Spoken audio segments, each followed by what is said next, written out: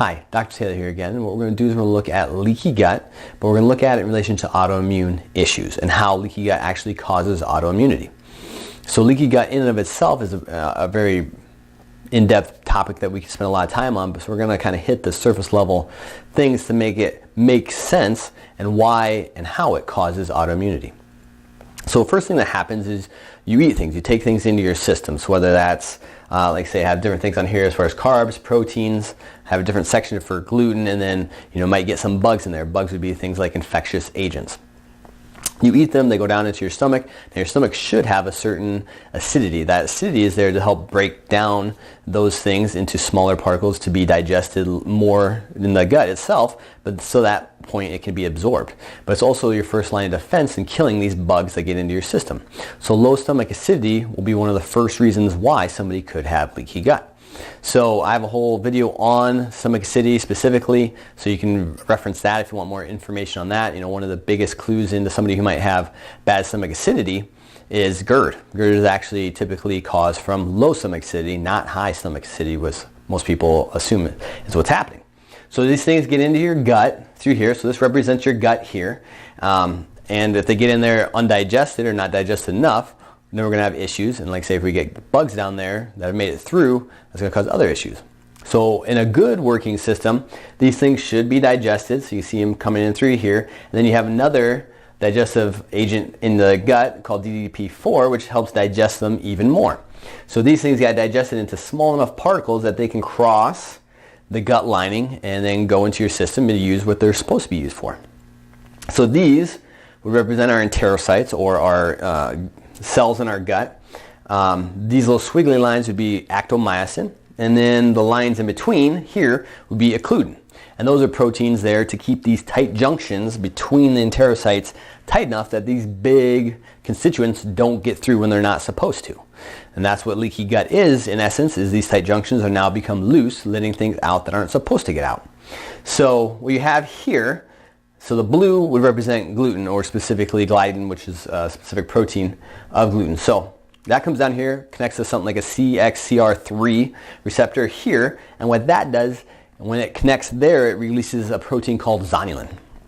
What zonulin does is it opens these tight junctions. Now, if it's properly regulated gut, it does its job and it doesn't open up too far, just far enough to let these things through. But when you get overactivation of the zonulin, what happens now is these tight junctions are no longer tight. It allows things to get through that aren't supposed to get through.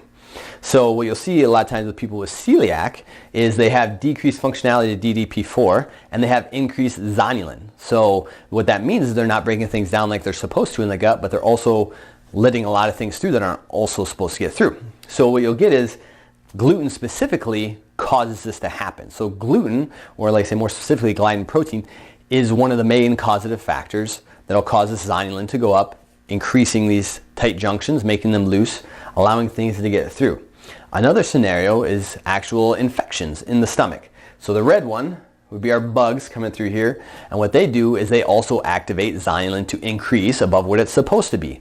And what zonulin does, like I say, increases the junction between the enterocytes, and these things get through into the bloodstream, which are not supposed to get through. So what happens when these things get through, they say you have different carbs, proteins, and like say the gliadin, gluten protein through here, is your antigen presenting cells will grab onto these things and then present them to your immune system, the Th1, Th2, and they'll produce antibodies to kill them because they're foreign bodies. They're not supposed to be there. When you get sick, the same thing happens. They get these foreign things out of your system. They hook onto them, activate the immune system, get rid of them. Well, it does the same thing with these foods. So what happens at this point is your body now has antibodies to these specific food proteins, and now you've just developed a food allergy to this specific kind of food. What happens though, a lot with autoimmunity is these things get out, but this blood flow, blood's always flowing, it's always pumping, never stops, unless you're dead. So what happens is blood flows, and let's say it goes up to the thyroid, and one of these food particles comes in contact with the tissue on your thyroid, the cells in your thyroid, and your body finally gets a hold of it. Immune system marks it with antigens, but what it's done, because it's not super specific, it's trying to kill these things, is also marked the cells of your thyroid with these antigens. What happens now is your body has antibodies specifically for your thyroid cells. So now you are autoimmune thyroiditis. So Now imagine that with any other tissue in the body. So you can see how these things will cause autoimmunity.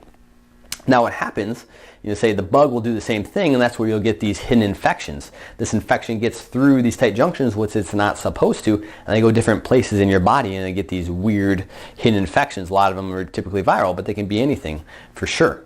So what also happens when these things get through that aren't supposed to get through is they cause a lot of inflammation. So this inflammation over time will actually damage the enterocytes. When the enterocytes are damaged, now they've loosened up their junction as well. So even if you're not getting these activations from the gliadin or from the bug specifically, but you have this inflammation going on in the stomach or in the gut, it's causing these junctions to open up as well. So it's a self-replicating system that's not good. So like I say, these things get out either from one of these two mechanisms causing inflammation. The inflammation then causes these junctions to also open up. So you get this reciprocating system. So you can see how autoimmunity can definitely happen and occur from these different areas and these different aspects. So things that will cause different reactions through here is food sensitivities. And food sensitivities can be, a bigger category as far as that. The United States has more GMO crops than any other country in the world combined. Our body takes these GMOs in, and what it does is they don't recognize it as food because we've never had it in the history of mankind, these new strange things. So then that activates your immune system, which also causes inflammation in the stomach, which causes these tight junctions to open. High sugar diets, highly inflammatory, cause these tight junctions to open the same way. Like I say, the hidden infections come down through here when they're not supposed to be, or small intestinal bacterial overgrowth will do the same thing in the gut through here. Like I say, decreased acidity in the stomach. So really, you got to start in the stomach if there's an issue through here, and then you got to fix the gut lining. So when we're going through all this stuff, the take home with this is it can be corrected. It can be fixed. Just because you have leaky gut doesn't mean that it's a sentence as far as it's always going to be an issue for you.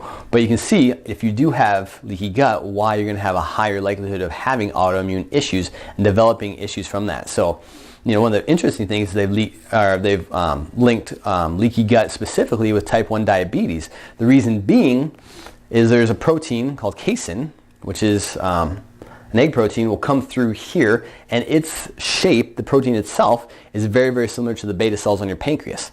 So what happens is your immune system gets onto this casein protein and says, okay, it's a foreign thing, we need to get that out of here. Anything that looks like that in our system, we're going to attack, we're going to get rid of. Well, the beta cells look so similar to this casein protein that it goes through your body and finds, hey, we found some of these casein proteins hiding over here in the pancreas, we're going to attack that, we're going to kill it. Well, you kill all those cells, and guess what's happened now? You're type 1 diabetic from autoimmune issue. And like I say, the list goes on and on. They've linked it to MS. Obviously, you just name the autoimmune issue. You can be linked to leaky gut. So I hope all this makes sense in how things like leaky gut, why it can occur, and why it will cause autoimmune issues. My name's Dr. Taylor, and I hope that helps.